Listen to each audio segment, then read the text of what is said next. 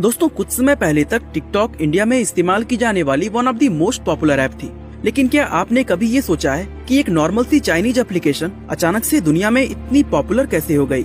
और आखिर ऐसी क्या वजह है कि अलग अलग देशों में बार बार इसे बैन करने की चर्चाएं होती रहती हैं? आपको जानकर हैरानी होगी कि आज अगर Twitter, zoom, Dropbox, Snapchat, Shopify और स्पॉटिफाई जैसे फेमस एप्लीकेशंस के रेवेन्यू को एक साथ जोड़ भी दिया जाए तब भी ये टिकटॉक के रेवेन्यू से कम रह जाता है। टिकटॉक हमें ऊपर से जितना सिंपल नजर आता है, असल में ये उतनी ही ज्यादा मिस्टीरियस है। और आज के इस वीडियो में हम टिकटॉक से जुड़े ऐसे ही कुछ राज जानने वाले हैं। तो चलिए वीडियो को शुरू करते हैं। ने टिकटॉक को साल 2017 में लॉन्च किया था। दरअसल 2012 में जोंग यिमिंग और लियांग रोबो ने बाइटडांस कंपनी शुरू की थी, जिसे वे दुनिया की सबसे बड़ी इंटरनेट टेक्नोलॉजी कंपनी बनाना चाहते थे। और इसीलिए इस कंपनी ने सिर्फ कुछ ही महीनों के अंदर 12 अलग अलग ऐप्स लॉन्च किए।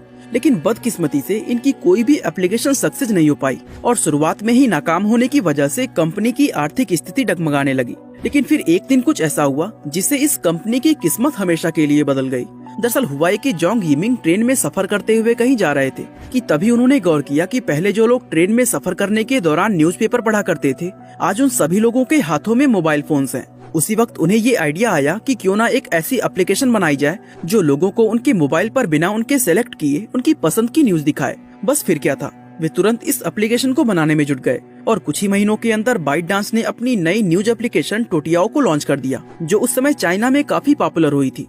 दोस्तों इस ऐप का सबसे खास बात ये था कि ये अपने हर एक यूजर को सिर्फ वही न्यूज दिखाता था जिसमें उस यूजर को इंटरेस्ट होता। दरअसल कंपनी ने यूजर डेटा, एआई और मशीन लर्निंग के कॉम्बिनेशन से इस ऐप के लिए एक ऐसी जबरदस्त एल्गोरिथम तैयार किया था जो लोगों की पसंद और नापसंद को पहचान लेती और फिर उसी के अकॉर्डिंग हर एक यूजर को न्यूज आर्टिकल शो करती थी। दोस्तों ये ऐप इतनी ज्यादा एडिक्टेड थी कि एक बार अगर कोई यूजर इसको ओपन कर ले तो फिर वो घंटों तक लगातार इस ऐप को यूज करता रहता था। टोटियाओ के सक्सेस के बाद जोंग यिमिंग ने सोचा कि क्यों ना इसी सेम एल्गोरिथम की मदद से एक शॉर्ट वीडियो ऐप बनाई जाए। और इस तरह साल 2016 में बाइटडांस ने चीन के अंदर डोइन नाम की एक नई एप्लीकेशन लॉन्च की, जो असल में टिकटॉक का शुरुआती चाइनीज वर्जन था।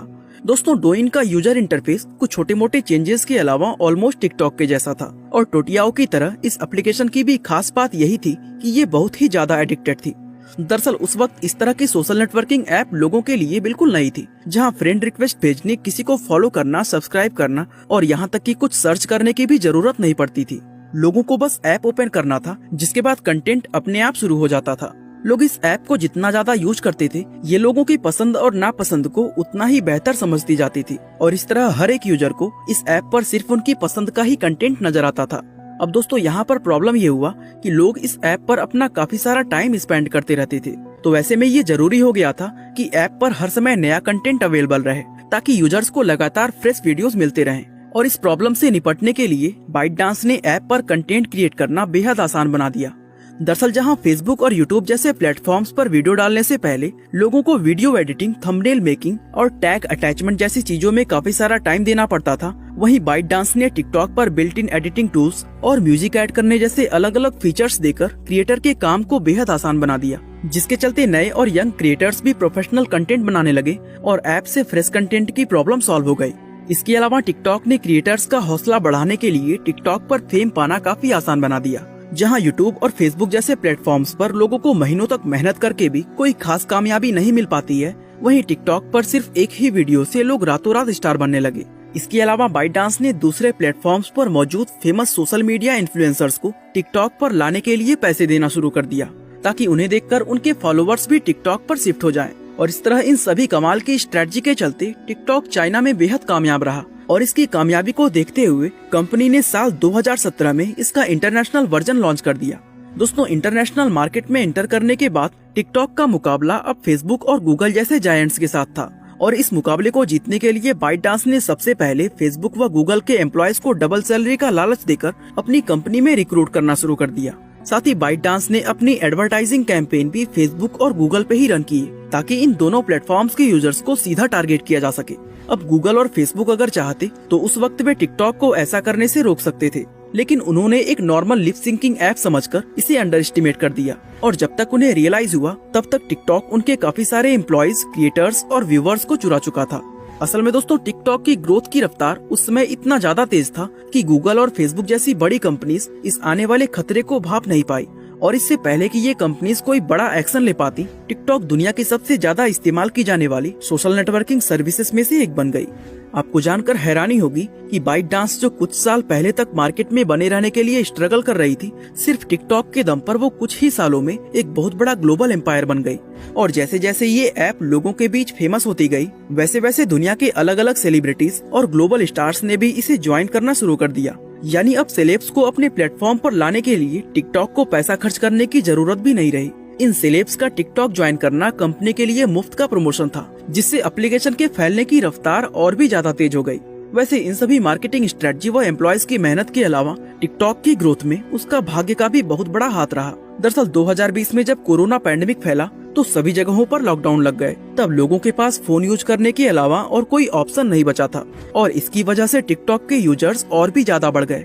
दोस्तों, अब यहाँ तक देखें तो ByteDance के लिए सब कुछ उम्मीद से ज्यादा बेहतर चल रहा था, लेकिन फिर अचानक कुछ ऐसा हुआ जिससे टिकटॉक की इस रफ्तार पर ब्रेक लग गया और दुनिया के कई अलग अलग देशों में इसे बैन करने की मांग होने लगी। दरअसल हुआ ये कि भारत और चीन के बीच चल रहे बॉर्डर कॉन्फ्लिक्ट की वजह से टिकटॉक को इंडिया में हमेशा के लिए बैन कर दिया गया, जिसके चलते टिकटॉक ने अपने 20 करोड़ से ज्यादा यूजर्स रातों रात खो दिए। इसके कुछ समय बाद पाकिस्तान में भी इलेक्ट्रॉनिक्स क्राइम एक्ट के तहत टिकटॉक को बैन कर दिया गया और फिर दुनिया के कई अलग अलग देशों में इसे बैन करने की बातें शुरू हो गयी। दरअसल इस ऐप पर लोगों का पर्सनल डेटा कलेक्ट करके उसे चाइना में सेंड करने का आरोप लगाया गया और इसीलिए दुनिया की अलग अलग कंट्रीज इसे नेशनल थ्रेट की नजर से देखने लगी।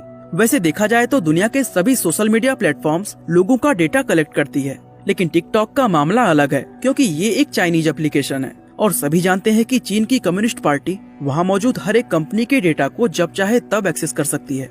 ऐसे में दुनिया का कोई भी देश ये नहीं चाहता कि उनका किसी भी तरह का डेटा चाइनीज गवर्नमेंट के हाथों में जाए। वैसे इन सभी कंट्रीज के लिए डेटा कलेक्ट होना एक अकेला प्रॉब्लम नहीं है, बल्कि इसके एल्गोरिथम का काम करने का तरीका भी बहुत से देशों के लिए एक कंसर्न बना हुआ है। दरअसल कई बार टिकटॉक की एल्गोरिथम कम उम्र के बच्चों को एडल्ट कंटेंट शो कर देती हैं। इसके अलावा टिकटॉक को यूज करने से बहुत से लोग डिप्रेस्ड भी हो जाते हैं, क्योंकि टिकटॉक उन्हें लगातार डिप्रेशन से जुड़ी वीडियोस दिखाता रहता है और साथ ही इसके एडिक्शन की वजह से लोगों का जो टाइम वेस्ट होता है वो भी एक बड़ी प्रॉब्लम है। दोस्तों, इन सभी दिक्कतों के चलते टिकटॉक की ग्रोथ काफी स्लो हुई है, लेकिन इन सब के बावजूद आज भी टिकटॉक काफी तेजी से आगे बढ़ रहा है और इसका सबसे बड़ा रीजन ये है कि टिकटॉक के पैसा कमाने का तरीका दूसरे सोशल मीडिया साइट से अलग है।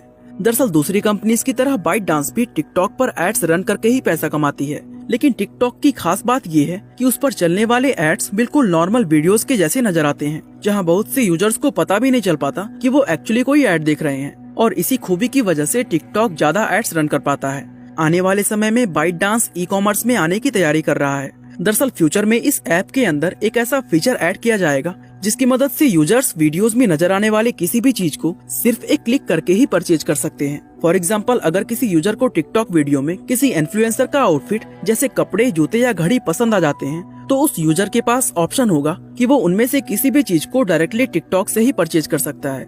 दोस्तों, ByteDance अपने इस ई-कॉमर्स फीचर को टिकटॉक के चाइनीज वर्जन में ऑलरेडी लॉन्च कर चुकी है और वहाँ पर ये बेहद कामयाब भी रहा है। यानी बहुत ही जल्द टिकटॉक अब सिर्फ फेसबुक और गूगल ही नहीं बल्कि अमेज़न के साथ भी कम्पीट करने वाला है। बाकी दोस्तों, आज के लिए बस इतना ही। वीडियो को लाइक